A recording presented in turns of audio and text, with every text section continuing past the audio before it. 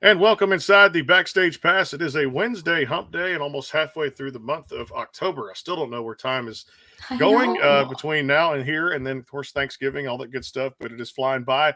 Back here with Kirsty Krause on the show here, presented by our friends over at Hank Jr. Productions and Bangtail Whiskey. Got a great show for you today to feature a lot of great artists here on the program as we do. Tomorrow, Joe Nichols coming by. And, of course, Amanda Kate will come by. And on Friday, we're going to have a fantastic artist as Naya stops by to talk about her latest album. But pleased to welcome in two of my favorites. I got to learn all about them over the last 2 weeks as Shannon and Ryan, otherwise known as Haley and Michaels, join us here on the program. Shannon, Ryan, how you doing? Hello, we're so great. Happy to be here. Good to see you guys.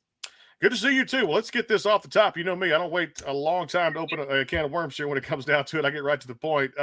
Peace, joy, and love. This is a great project you guys have. And honestly, it's a beautiful project, one of your biggest so far. It's a beautiful song with Jim Brickman, Matt and Savannah Shaw, and of course the Ukrainian chorus. Let's talk about this, dive into it, Ryan. This is a huge, big time milestone for you guys, and congratulations on the project. And I really dig the song, and just a fantastic way to kind of kick off, I guess, or to the end of the year, I guess you could say. Yeah, thank you so much, guys. We're really excited to be here, and love the show. And yeah, I mean, like you said, getting to work with Jim Brickman, Matt and Savannah Shaw, and honestly, especially the Ukrainian chorus Dumka of New York, has just been an incredible opportunity for us to use our platform to make a difference. I think that's really our goal. Our whole objective with music, no matter what kind of song it is to connect with people and hopefully uplift people the way the music is always done for us. And so to get to collaborate with them has just been an incredible opportunity to feel like we're doing something small to address, Russia's war in Ukraine. And for those of you who haven't, for our listeners who haven't heard of you guys yet, a wife and a married couple that gets to be a duo. A lot of your music was very uplifting and about love and bringing people together. And so, a huge fan of your music. But talk to us about how this was inspired by Zelensky. Am I saying that Zelensky's speech at the 2022 Grammys, just calling musicians to fill the silence with music because there's so much going on in the world right now. So just having those initial conversations like, hey, let's use our platform, let's do this, and starting to grab people together, and then knowing that this was going to be one of your biggest collaborations yet. Exactly. I mean, I think it was so inspiring to hear President Zelensky's speech, and it was one of those things where it felt like we felt it on such a visceral level when he was speaking, that I would say the creation of the song wasn't as much logical as it was that it just was kind of a result of the emotion and the connection to his words and to what was happening in Ukraine, and just the power behind the way he connected it and made it real. So I think, it started out as just kind of an inspiration from that as a song.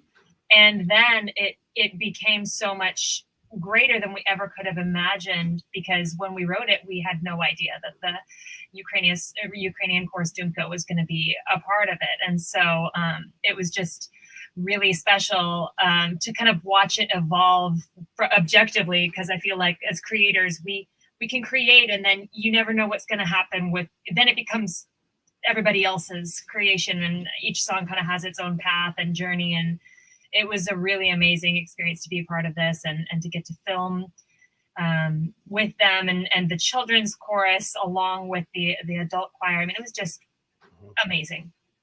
Yeah, so were there tears shed? I mean, I know you guys went up and filmed and got to film in New York. Talk to us about that location and just the feeling. Did you guys have goosebumps the entire time? I mean, I've read a lot of the comments on the beautiful music video, and it was such wonderfully done. But over and over again, the comments are just beautiful, like beautiful, beautiful. You just keep seeing that word over and over again. And talk to us about that day filming that music video. Yeah, I mean, thank you. And the comments have been great, but really it's just, I think for me, more than receiving praise, it's so refreshing to be reminded that people are inherently good and they want positivity out there. Because sometimes if you watch the news too much, you can start to wonder. And so it's just been really encouraging to put some love out into the world. And and feel that coming back to us. As far as the video, the conductor of the choir, Vasil, had reached out to the Ukrainian Institute of America with the project, and 2 weeks after we recorded the song, the next thing you know, we're in New York at the Ukrainian Institute of America, and it was an incredible experience. And honestly, as artists, but even as songwriters, you can think about being in a music business town too much. Outside of ourselves doing something with a song, who else could record a song? And all these big names come to mind, right? You've seen hit songwriters win awards. I say that because there's nothing in our career and in my life more rewarding than seeing the choir and the children sing lyrics that we wrote. I think that will always be at the absolute top of the list. And to see the song starting to connect with people, because obviously the proceeds from downloads and streams we're giving to United 24, which is towards rebuilding Ukraine. But also, I think another really important part of this is keeping the message on the fact that the war is still happening. I think we were all very aware of it when it first started happening, but obviously it's not only happening, but it's getting even more significant. It's escalating, right? So that's a big part of our song and we're gonna stay on it and keep a message out there of peace, joy, and love, and hopefully keep people's attention on what's happening over there. And it certainly is a beautiful message. It sounds like Brickman and the Shaws will also be performing it on the Brickman's annual A Very Merry Christmas. So that's also going to be really exciting to see that on. Is it going to be on TV or showing anywhere? Will you guys get to see maybe some videos of that?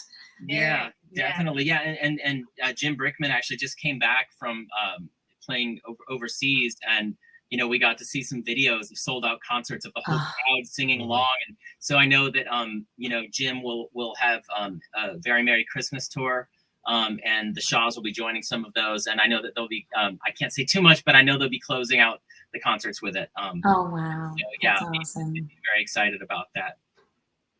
Yeah, I love the fact about the project so much. Again, Haley and Michael's here on the Backstage Pass with us. And I love that Zelensky was talking about that at the Grammys, about fill the silence with music, and of course just using the voices to show the people, show that support for the people of Ukraine after what they've gone through over these past I guess what's felt like probably 2 or 3 years to them, but 9 or 10 months for the actual war that's been going on there. But using that voices to show support and collaborating with all these great musicians, Ryan, had to be, again, at the top of the level, to be on a project like this and to do that, because music does so much for people. Music is healing in a lot of different ways. And I wanted to get your thoughts on basically using your voices, your great voices, because you guys are acclaimed on so many different levels and so many different great songs and albums you've put out, but being able to use both your voices to feel that support for the people. And that's very important because music is a healing process. Yeah. I think I would probably repeat every word you just said, to be honest. I think that it is so healing. I know it's been for both of us, together and separately. And so that's really where it comes from. I think some of this stemmed from my standpoint as far as producing the project. I was on Instagram after reading the news, which again, I try not to do too much. And I was going to make some sort of a post. I just wanted to say something. I didn't want to be silent. And I think seeing President Zelensky not only encourage people to use their voices, but also kind of give permission a bit, because, none of us want to feel opportunistic, right? And so I think there's always that desire, but then when there's something like this, you always want to be careful and make sure that you come across the right way and that people perceive it for the way it's intended. And so I think his encouragement was actually really empowering. I thought it was really cool that he used the Grammys as a platform to encourage us to do that. And I hope it's not just us. And I know that it's not. Our song's been added to the official United 24 playlist now on Spotify, and I've seen all these other artists that have songs in there that are doing and saying things to try and help. So yeah, I think it's all about healing. That's beautiful. We should try to share a link to that on our Facebook page. It's very encouraging to hear. We can definitely do that, no doubt. I want to go back, and you guys, that breakout single that I love so much and I got to listen to over the past few weeks, Giving It All to You. 50 million online streams. I'd love to throw numbers out there because I'm a stats guy, being in sports too at the same time. But you talked about the playlist and Spotify and Apple Music, all this stuff. But that song, let's get a little backstory on that one too, because a terrific song, and it makes you know pretty confidently why different publications and media outlets and streaming services picked it up. How did this song come together? Thank you. Well, we were actually snowed in one day when we were engaged and not yet married, and we thought we'd take the opportunity to sit down and write our wedding vows, and we sat down and accidentally wrote that song instead. So that became our vows, and we released it just because it felt like it would be meaningful. We didn't really have any other ideas of what might come from it. And it really was so special for us to kind of, I think the most powerful part of our journey with regards to that song is that so many people will come up from, whether it's our shows or online, and show us pictures of their wedding and talk or video, and that they used that song as a part of their special day. And I think that is, I mean, we never get used to that. That's always incredible. It's an incredible feeling. Yeah, and I think also to the point of using our platform to connect and uplift people and spread love. I mean, it's so interesting throughout our journey, the different types of ways that we found to do that, and it coincidentally is always our songs that do the best are the ones that have and I think that's another example of putting love into the world. And one of the things that I've loved about that is I feel, unfortunately the world and in a lot of ways our country, not to get political, but it's so divisive and so unfortunate. And it's so refreshing to us to put a song about love, whether it's peace, joy, love, or our wedding song out to the world, and have people coming up to us or sending us messages. And it's all about love, and it's all about how they've connected with it. It has nothing to do with any of that other stuff. And so that's really encouraged us to want to just do more of that, so it's been really rewarding to see, people responding. Go ahead. You're good. I saw you ready to ask. Go for it. So right before we went on air, I was telling you guys, I came across the Haley and Michaels duo on Twitter because I was starting to be really active during quarantine. Talk to us about the first time you went to the UK and just toured over there, like got out of the States, and just how well received the music is and just how much fun you have over there. Oh, we absolutely love all of the people that we've met through our music in the UK.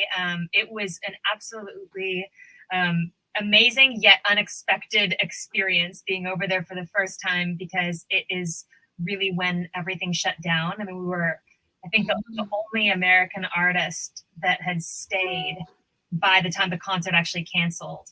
And so so it was like Darius Rucker, Eric Church, Luke Combs, and then we were on somewhere in the middle of all of that. But we went out a couple weeks early because we were really committed to the UK. We were going to make 3 trips in 2020. And we had 5 shows booked, and we had a band out there, so we were out early to rehearse the band. We were out there. Okay. Else, and then at that point, so we're talking about like March 5th, right? If you have the memory, like March 15th was around when the fans. So we were out there like, oh, this COVID thing, it's not really gonna like be a thing in the US. So sure enough, we're out there, and everyone starts canceling, and the festival gets canceled. And we're at the biggest hotel in one of the bigger hotels in the UK at the O2 Arena. And it's like The Shining. It was like me and Shannon, like 9 staff members in this massive hotel. And we're the only people there. And so that was its own story that we don't have time for. But one of the things that was fascinating about it was that because BBC Radio had a big slot for the other artists, that we ended up doing our performance not at the concert we were expecting, but live on BBC Radio too. Whoa. So that was our experience in the UK. And then when we came back, we did a virtual tour of the UK and basically just continue to build that audience. And so that's been, we're very excited to get over there and actually perform in person, but it didn't happen the way it might appear because of the pandemic. Awesome. There's a lot to be excited about, too. We're going to come back. There's a connection between the NFL and the San Francisco 49ers. We're going to talk about that off a fantastic album called Hail Mary, which opened up a lot of doors for Haley and Michaels here. Again, it's the Backstage Pass. We'll take a quick timeout. for our sponsors here. Coming right back, it's Brandon, it's Kirsty. It is the Backstage Pass live on the YouTube channel and at the website too as well, the Sports Guys podcast.com. Coming back, hang tight. The Bangtail Pour is comprised of a sweet corn mash base. The front has a subtle sweetness and not too sharp. It has notes of a medium char or white oak for a smoky flavor in the middle, and the tail has a super smooth and warm finish. Go behind the scenes with some of the biggest artists in music today with the Backstage Pass, powered by the SportsGuysPodcast.com. Join Brandon Murrill and his co-host Kirsty Krause as they talk to rising stars and legends about their music careers. Listen to their latest tracks and learn fun facts about the men and women behind the music you love. And be sure to tune into the Backstage Pass Monday through Friday from 3:30 to 6:30, powered by the SportsGuysPodcast.com. And welcome into the Backstage Pass. And, of course, tomorrow, a couple of great shows. The great Joe Nichols coming by here tomorrow on the Backstage Pass. And, of course, our good friend Amanda Kate. She's having a big tour out there and just texted me a few weeks ago and said, I got to get back on your show. I said, we can definitely make that happen here. Again, presented by our friends over at Hank Jr. Productions and Bangtail Whiskey. Back here with Haley and Michaels alongside Kirsty Krause here on the Backstage Pass.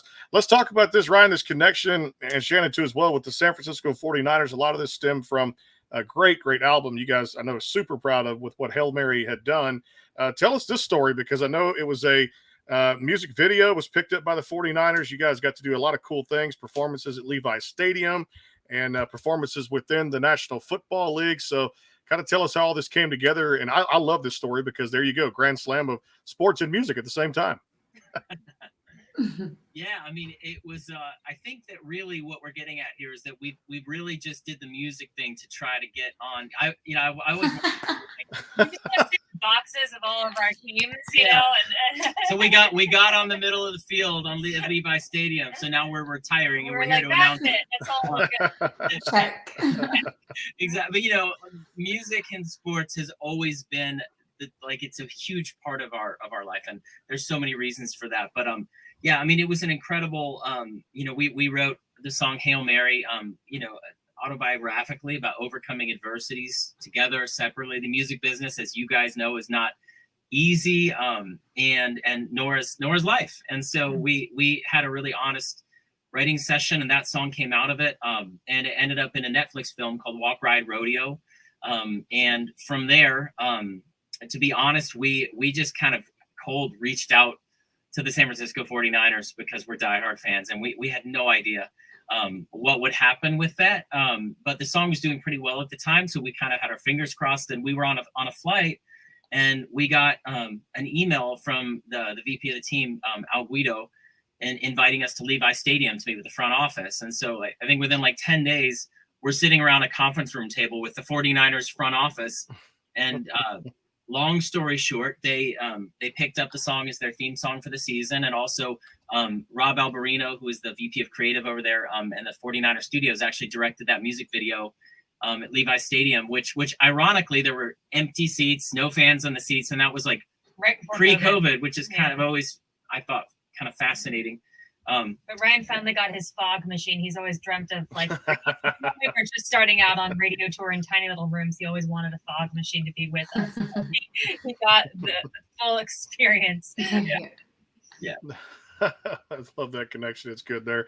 And let's talk about this. You guys are also working on, I know, another album that's coming out too as well. And huge collaborations, not only just peace, joy, and love when we're talking about today here on the show, but let's get a little insight on that as much as you can.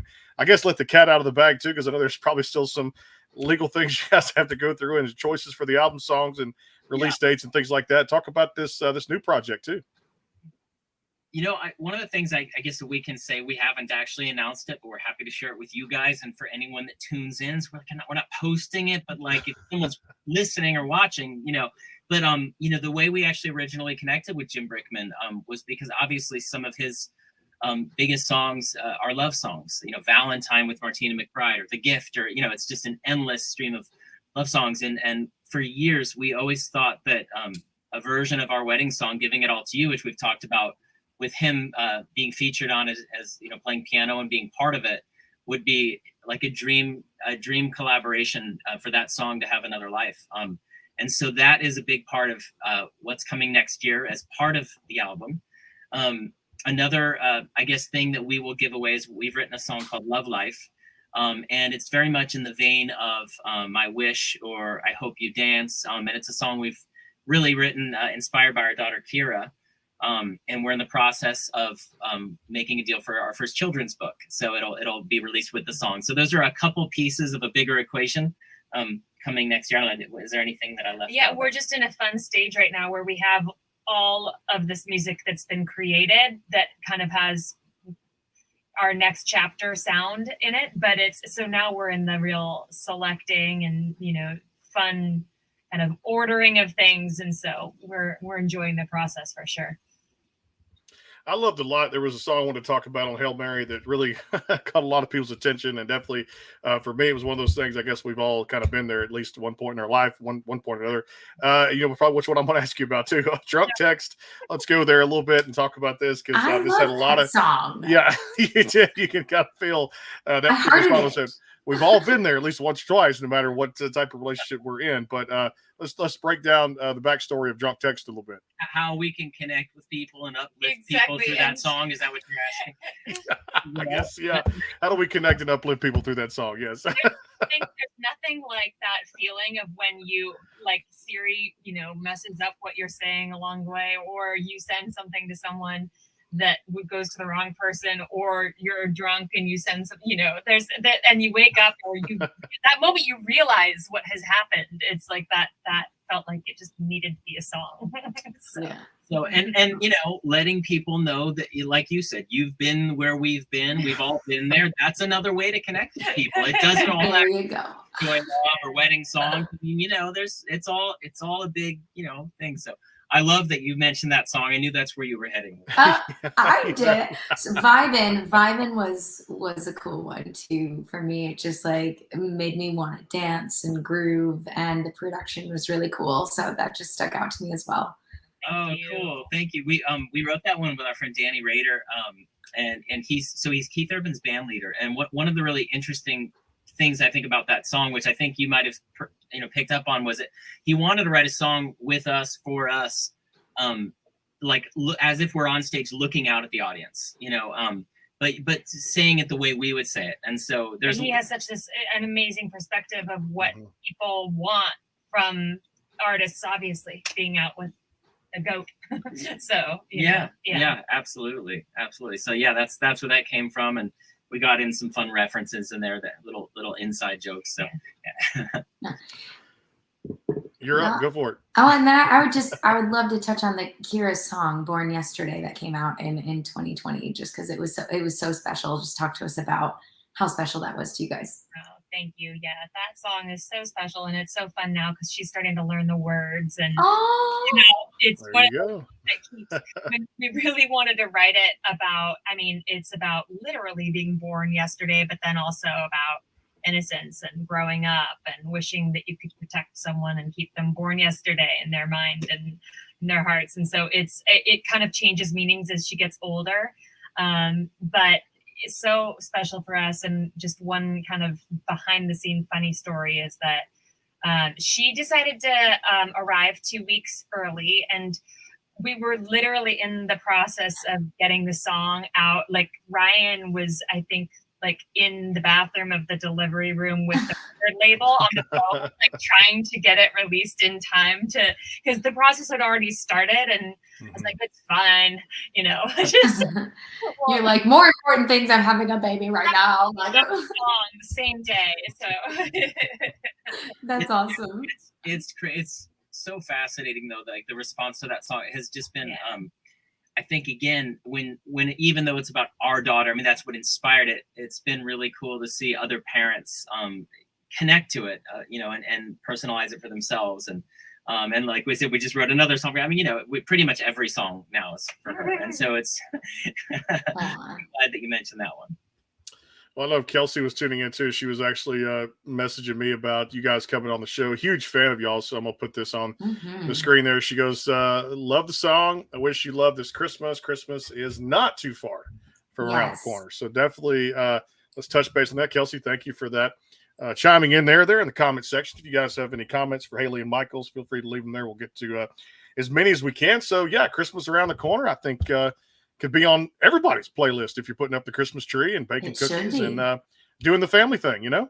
It's so true, and you said it at the beginning of the show. It's so. I mean, as soon as Halloween decorations get out there, it feels like, and we're done. The whole year, it's just I can't believe that we're already there. But it's true. Christmas is going to be here before we all know it. So we're excited. We love Christmas music, and get to. Yeah, and we love Kelsey too. So we hi, love Kelsey. Thank you. Huge fan, you know that, no doubt. There was one off Hail Mary that caught my attention. I want to get a little bit of chime in with it, and this really puts life in perspective because honestly, it's one of those songs when you hear it, you just go, "Man, job well done." Harmonies were beautiful, and the arrangement was so good on it. If we don't get tomorrow, thank you. Again, when we wrote that song, we were really just talking about being present, and again, a lot of what we do, and I think you guys already know this, but it's trying to write something from inside that feels like you can connect with people, but just staying true to who you are. And for us, it's nothing that either of us, I think, or together or separately, are perfect at, but we're always trying to stay present and keep that high level perspective, looking down on life and the importance of all of the little things that we all get caught up and lost in. And so we wrote it for other people, and we also wrote it for ourselves as a reminder. And so it's always enjoyable to sing songs that also serve as personal reminders not to take life too seriously. Mm-hmm. No doubt. Well, we got to start a little rapid fire here because I love doing this. Love to get to know you guys and all the artists we feature here on the program more kind of on that personal basis. Or if I say rapid fire, but if it takes a little time for the answer, hey, you know what? Think a little bit. And this kind of tests the knowledge of, I'm sure you guys know each other very, very well there. So I'm going to start with this one too. As far as cooking, who does the cooking in the family? Oh, there's a pause because it used to be 100% Ryan, but recently I've been No, it's me. more It's often. me. It's me. But Accumulatively. for the most part, it's Ryan. Yes, for the most part, it's Ryan. So you just wanted to blurt out the answers, because I would have that answer 10 minutes ago. I love that. Go ahead. Okay, random. What is the movie that you have seen together the most? Love Actually. Love Actually. Oh, I like that. I knew they would have an answer. Kelsey was asking here too as well. I'm sure you guys, we lost a pioneer of country music there just last week, Loretta Lynn. I guess she was saying here, I'm sure they knew a lot of the songs there too at the same time, and just what a great lady for country music, had done so much and all the great contributions that she made. Any songs that you guys maybe have performed cover wise, or did y'all get any kind of? She's asking about. I'm sure they heard the news of that, and of course, any songs by her. She was just asking that. Kelsey Parker. I will say this, actually, when I was first starting out in music before I met Ryan, if anyone remembers MySpace, which exists, I was releasing music on MySpace, and Loretta sent me a personal message, just telling me to keep going, and that, women in country music were important. And I have never forgotten that, because it was such in that moment, of course, I had never had, it was like at the very, very beginning. I think I was still in college. And so it was so powerful, but getting to know her more just through stories of people in the community, it's just, she's all of that. She's so real and such a light for and an inspiration for artists through and through. She had no reason that she needed to reach out to me. She didn't know, I was nobody at all. And so anyway, I always remember that. And it's a real loss for sure. Yeah, no doubt it is. Kelsey comes back. Well, she's giving me a lot of insight on you guys too here. So I'm just going to pull this one out. She goes, Shannon, she loves the sour cream and onion Pringles, which I do too. Honestly, you can't ever put those down. So I was going to ask about the snack. It's just, you just need to know that the whole yeah. Whole is on. Well, you had me at sour cream and onion. That's all you needed to have me at. Ryan, what's your favorite snack? Oh, that's a tough one. It depends on the time of day. But man, at night. It like kind of stumped me. Everything else, I feel like there's a really good flow, but I'm a little stumped on what is my favorite. What is my favorite? I love avocado toast if I'm feeling. Yeah. No, that's not his favorite snack. His favorite snack is like the cinnamon rolls that he ordered from Uber Eats in the middle of the night. Like, all right, no shame. I'm like vegan, right? And there's kale involved in that. There's avocado and all that. The thing is, when you have a 2-year-old and you wake up at 2 a.m. and then you're just up, then it goes down a different. He's vegan except for desserts, and then so then what she's referring everything. to is, I'm up in the night, I can't sleep, I'm like maybe a little frustrated about it, my mindfulness is out the window, and then the next thing you know, I wake up with cinnamon rolls all over. Crumbs. In the bed, yes. Okay, that's so funny. For my rapid fire question, you guys mentioned that you went to sit down and write your vows, and it ended up turning into a song. Does that happen often? Do you guys have a special writing room? Like, how do you together as a couple and then, okay, now we're going to write? Do you make appointments? Like, how does it normally happen? I think that was the only time we ever made an appointment to sit down to write anything. But what's funny is that we weren't trying to write a song. So, but we're not usually very, very scheduled with it. It's more that one of us will have an idea, and then we kind of just start bouncing things off of each other, and it kind of just either snowballs or it becomes something that we'll take into another co-writer, I would say. Cool. Yeah, like the ideas when they come and they feel inspired, usually it's one of those things, and I'm sure you guys have them on your with what you do as well, where something kind of falls out, you're like, oh, that's a great, that's got to be the thing, and you have this energy around it. And so, our best songs are the ones that we care the most about, and always seem to turn out to connect. Usually feel like they kind of fall out of the sky, and when you get that feeling, then whether it's stop the world and the world it down, stops, whatever you were doing stops, and like Shannon said, we do have some really talented collaborators as well. So sometimes we'll take an idea like that and then schedule an appointment, which can be nice. So it's a little bit all over the map. Yeah, cool. Love that too. All right, let's stay on the food topic here, because I know for mine it's always pizza. It's like cold pizza or just heat it up in the oven or whatever I like to do. When it comes to, I guess, going out to eat, what are some of your favorite other cuisines that you guys, or desserts that you guys love to kind of get into? Dessert wise, carrot cake. That's very Ooh, yeah. for me. And I love, like, especially, maybe it's because it's getting colder outside and things are changing, but like I love like warm, cold, consoling, like lasagna or things that are very. This is easy. Yeah. Okay, if you haven't had it, you have to try it. Ethiopian food. Oh yeah. And I hadn't had it, so and then my good. sister told me about it, and we went out to this place, and Plus you eat basically it with your hands. it which is so fun. unbelievable. It is the most consoling, like warm, mushy. You eat it like with this incredibly warm bread and this mushy, whether it's lentils or cabbage or whatever it is. Or if you eat meat, they have incredible stuff there too. And I just feel like Ethiopian food is the supreme so good. consolation food. So if you haven't had it, there's a plug. I need to try that. Is there an Ethiopian? We come to CRS for Nashville. Is there anything Actually, Ethiopian? there is, and people don't know about it, and then when they hear about it, we haven't had one experience where we mentioned it. People don't. Yeah, so definitely. I'll have to. Me and you will have to make it our opening night, closing, whatever we do. We're not at the hotel doing a thing. We'll try different places out there, because of course, you guys the best spots out there. I just twice a year I get to go there too. So wanted to touch on this a little bit too as well, because I love this. When it comes to ice cream, what are some of the favorite flavors you enjoy? That's a really Cookie good dough. one. Cookie dough is so good.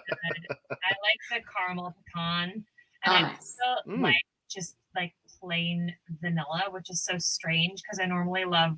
I have a very complex palate. I love everything, but there's something about just vanilla ice cream that is just for me. I don't know. So Kirsty's nodding, but Brandon, if I was like, dude, you're in town for CRS, you know what? Just you and I, man. Vanilla ice cream. It's the best vanilla ice cream. I mean, would you eat it? Would I eat it? I probably would ask you, where's mint chocolate chip? Because that's my favorite. I need some pizzazz or some sprinkles on it or something. I'm just obsessed with ice cream. So. Yeah, or just something like on one of those waffle cones that you can have a good something with chocolate, and it can be mixed with anything. I don't care, almonds or nuts or just something. I have to have a. Right. Not That's just my plain. point. I know it's weird. There could be like 100 flavors. I'm like, I'll have the French vanilla. I think I saw a few of those. What was the ice cream chain up there? Jenny's. Yeah, Jenny's. I didn't get to try it, but they said it was very good. They're good. A lot of choices to choose from, and of course, I'm sure there's marble slabs everywhere. You can drive up to that too. You got one final one for rapid fire, Kirsty? I do. All right. What was the title of the first song you each wrote? Oh, Separately. Yeah, like the first one that you, Ryan, or Shannon wrote. good. Or what was it about? Jen. Wow. Okay, you go first because I have to think about what the very first.